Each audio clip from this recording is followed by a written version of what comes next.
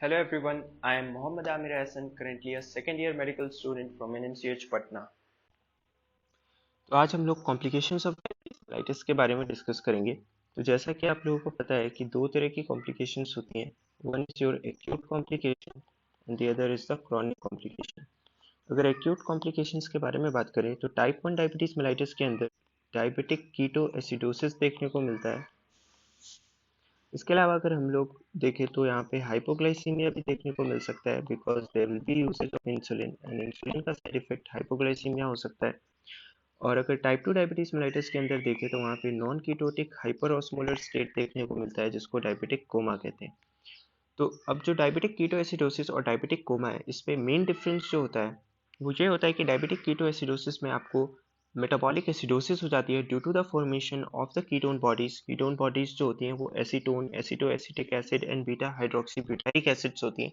तो in acid के कारण इनके एलिवेटेड लेवल्स के कारण बॉडी में मेटाबॉलिक एसिडोसिस हो जाएगी।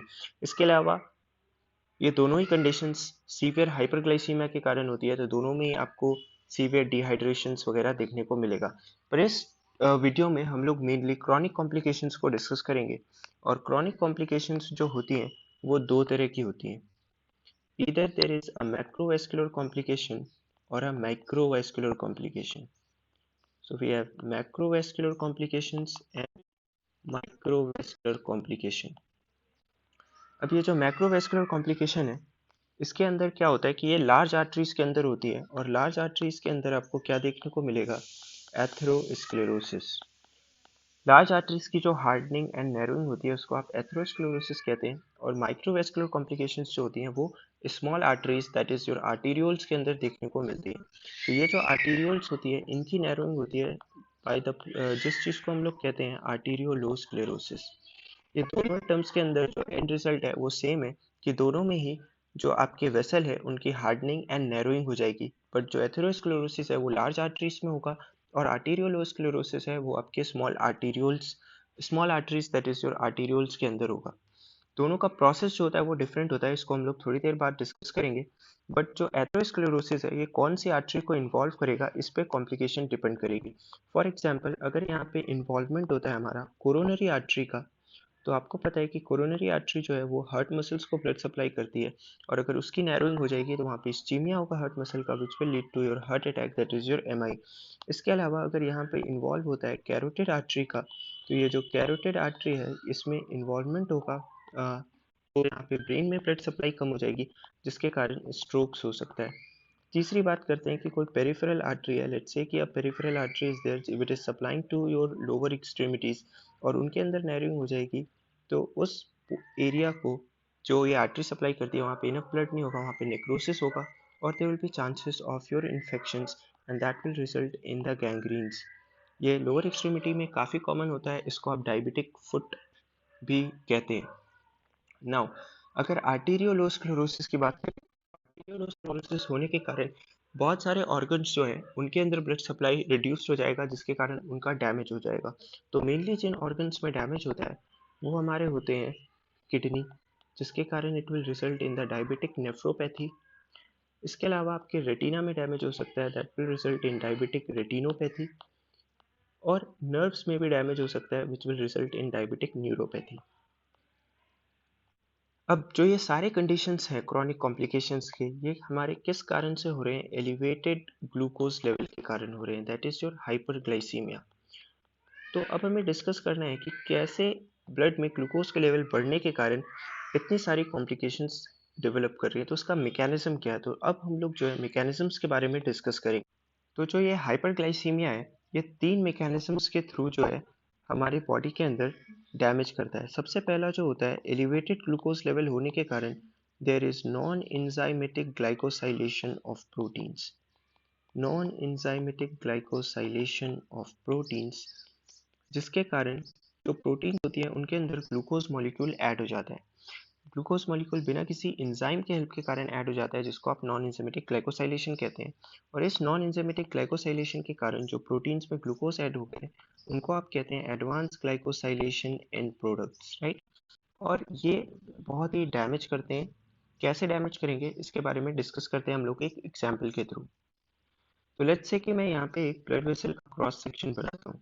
आपको पता है कि ब्लड वेसल के अंदर डिफरेंट लेयर्स होते हैं। तो ये जो इनर मोस्ट लेयर है ये हमारा ट्यूनिका इंटिमा होता है, इसके बाद ट्यूनिका मीडिया होता है, और जो आउटर मोस्ट लेयर होगा that will be your tunica externa, right. तो अब क्या होना है कि इसके अंदर अगर हम लोग देखें, जो ट्यूनिका इंटिमा होता है इसके अंदर हमारे पास सिंगल लेयर ऑफ इपिथीलियम होता है जिसको आप एंडोथीलियम कहते हैं, और उसके नीचे बेसमेंट मेम्ब्रेन होता है। बेस लेयर का बहुत इंपॉर्टेंट फंक्शन होता है because it is acting as a barrier between the things that are present in the lumen and the walls of the blood vessel. तो कोई भी चीज़ जो यहाँ पे प्लाज्मा प्रोटीन्स ब्लड वेसल के अंदर प्रेजेंट होती है वो इजिली डिफ्यूज नहीं कर सकती है into the walls because of the presence of this endothelial layer, right. तो अब यहाँ पे क्या होगा कि हम लेट्स से कि ये हमारा ग्लूकोज मॉलिक्यूल है, ठीक है। अब ग्लूकोज मॉलिक्यूल के एलिवेटेड लेवल्स होने के कारण ये ग्लूकोज मॉलिक्यूल जो है ये एंटर कर जाएगा एंडोथेलियल सेल्स के अंदर। एंडोथेलियल सेल्स जो होते हैं उनके अंदर इंसुलिन का रिक्वायरमेंट नहीं होता है for the Uptake of the glucose, जिसके कारण अनरेगुलेटेड इनटेक होगा। अब जब ये ग्लूकोज मॉलिक्यूल इस सेल के अंदर एंटर करेगा तो इस सेल के अंदर डिफरेंट प्रोटीन्स होते हैं। तो ये जो डिफरेंट प्रोटीन्स होंगे उनके साथ ये बाइंड कर जाएगा, जिस प्रोसेस को आप कहते हो नॉन एंजाइमेटिक ग्लाइकोसाइलेशन। तो जब ये advance glycosylated and product in type 4 collagen के साथ कंबाइन करेगा और बेसमेंट मेम्ब्रेन की फंक्शंस जो होंगी वो अल्टर्ड हो जाएंगे, जिसके कारण वो एक अच्छा बैरियर की तरह काम नहीं करेगा, जिसके कारण प्लाज्मा प्रोटीन्स की लीकेज होगी। अब लेट्स से कि this is your plasma protein, और ये प्लाज्मा प्रोटीन जब लीक करेंगी तो ये यहाँ पे आ जाएंगे आपके ट्यूनिका मीडिया लेयर में। और ट्यूनिका मीडिया में क्या होता है, स्मूथ मसल्स होती हैं। तो जब ये प्लाज्मा प्रोटीन स्मूथ मसल्स में आ जाएंगी तो इसके कारण क्या होगा कि यहाँ पे जो ये स्मूथ मसल सेल्स हैं इनका प्रोलिफरेशन हो जाएगा, तो इसकी थिकनेस बढ़ जाएगी, जिसके कारण जो हमारा ल्यूमेन था उसका साइज जो है कम हो जाएगा, ठीक है। तो यहाँ पे एंडोथेलियल लेयर भी रहेगी और इसके कारण इस ल्यूमेन का साइज कम हो जाएगा और नैरोइंग हो जाएगी, और इसी प्रोसेस को हम लोग क्या कहते हैं, इसी प्रोसेस को हम लोग आर्टीरियोलोस्क्लेरोसिस कहते हैं। तो अब ये समझ में आ गया आपको कि किस तरीके से आर्टीरियोलोस्क्लेरोसिस हो रहा है हाइपरग्लाइसीमिया के कारण। अब जो दूसरी चीज यहाँ पे हो सकती थी वो क्या हो सकता है कि ये जो एडवांस ग्लाइकोसाइलेटेड एंड प्रोडक्ट इस लेयर में आपके आ गए थे एंडोथेलियल मेम्ब्रेन या बेसमेंट मेम्ब्रेन पे जो अटैच हो गए थे टाइप 4 कोलेजन फाइबर्स के कारण, उसके कारण यहाँ पे एलडीएल मॉलिक्यूल्स जो ब्लड में होंगे उनका ट्रैपिंग हो सकता है। तो ये एलडीएल मॉलिक्यूल्स एंडोथेलियल मेम्ब्रेन या इंटिमा लेयर के अंदर आप कह सकते हैं यहाँ पे ट्रैप्ड होने लग जाएंगे। तो अब इस ट्रैपिंग के कारण क्या होगा कि जब यहाँ पे इस तरह से आपके लेट्स से 3 साल के एलडीएल मॉलिक्यूल्स ये जब पूरी तरह से यहाँ पे ट्रैप्ड हो जाएंगे तो यहाँ पे इम्यून सिस्टम का एक्टिवेशन होगा, और इम्यून सिस्टम जो है वो मैक्रोफेजेस जो होते हैं आपके ब्लड सेल्स उनको यहाँ पे रिक्रूट करने लगेगा, और ये मैक्रोफेजेस इनको इंगल्फ करने लग जाएंगे। इंगल्फ करने लग जाएंगे तो बहुत ज़्यादा इंगल्फ कर लेंगे, जिसके कारण उनका यहाँ पे डेथ हो जाएगा। यही मैक्रोफेजेस जो होते हैं बेसिकली मोनोसाइट्स होते हैं ब्लड वेसल्स के अंदर, जब एंटर करेंगे इस इंटिमा लेयर में तो ये मैक्रोफेज का फॉर्मेशन करेंगे। और ये मैक्रोफेज जब इनको इंगल्फ कर लेते हैं एलडीएल मॉलिक्यूल्स को तो इनको इनका अपीयरेंस जो होता है वो माइक्रोस्कोप में फोम सेल्स की तरह दिखता है, जिसके कारण इनको फोम सेल्स कहते हैं। और इसी के कारण यहाँ पे क्या होगा कि ये पूरा जो है मैक्रोफेज आपका रहेगा, इसके साथ ही यहाँ पे एलडीएल मॉलिक्यूल्स रहेंगे इस तरह से, और ये प्रोसेस कंटिन्यूस चलता रहेगा। जो मैक्रोफेज डेड होंगे वो फर्दर साइटोकाइन रिलीज करेंगे, जिसके कारण आपका फर्दर मैक्रोफेजेस वहाँ पे आएंगे, ये प्रोसेस इस तरह चलता रहेगा। और जो स्मूथ मसल सेल्स होती है वो यहाँ पे इंटिमा लेयर के अंदर रिक्रूट होगी।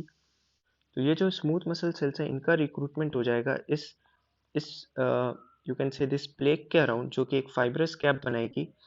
और इसके कारण आप देख सकते हैं कि ये पूरा एथेरोस्क्लेरोसिस का प्रोसेस है जो मैं डिटेल में यहाँ डिस्कस नहीं कर रहा हूँ। और इसके कारण भी अल्टीमेटली आपका क्या होगा, एथेरोस्क्लेरोसिस, और इसके कारण भी नर्विंग हो जाएगी। डिफरेंस ये है कि ये प्रोसेस लार्ज में होता है, और जो आर्टीरियोलोस्क्लेरोसिस का प्रोसेस था ये हमारा स्मॉल आर्टरीज के अंदर हो रहा था, मतलब आर्टीरियोल्स के अंदर हो रहा था। तो ये चीज़ आपको समझ में आया कैसे नॉन एंजाइमेटिक ग्लाइकोसाइलेशन से एथेरो एंड आर्टीरियोलोस्क्लेरोसिस हो रहा है। अब यहाँ पे जो सेकंड चीज़ के बारे में हमें डिस्कस करना था वो होता है प्रोटीन काइनेस सी का एक्टिवेशन। अब ये जो प्रोटीन काइनेस सी है इसका एक्टिवेशन किस तरह से होता है, आपको पता है कि जब भी सेल के अंदर ग्लूकोज का लेवल बढ़ेगा तो ग्लाइकोलाइसिस होगी, और ग्लाइकोलाइसिस होगी तो ग्लाइकोलाइसिस का एक इंटरमीडिएट पाथवे होता है, इंटरमीडिएट मॉलिक्यूल होता है जो आपको पता है डाईहाइड्रोक्सो एसीटोन फॉस्फेट होता है। इस मॉलिक्यूल से एक दूसरा मॉलिक्यूल डिराइव होता है जिसका नाम होता है डाई एसाइल ग्लिसरॉल।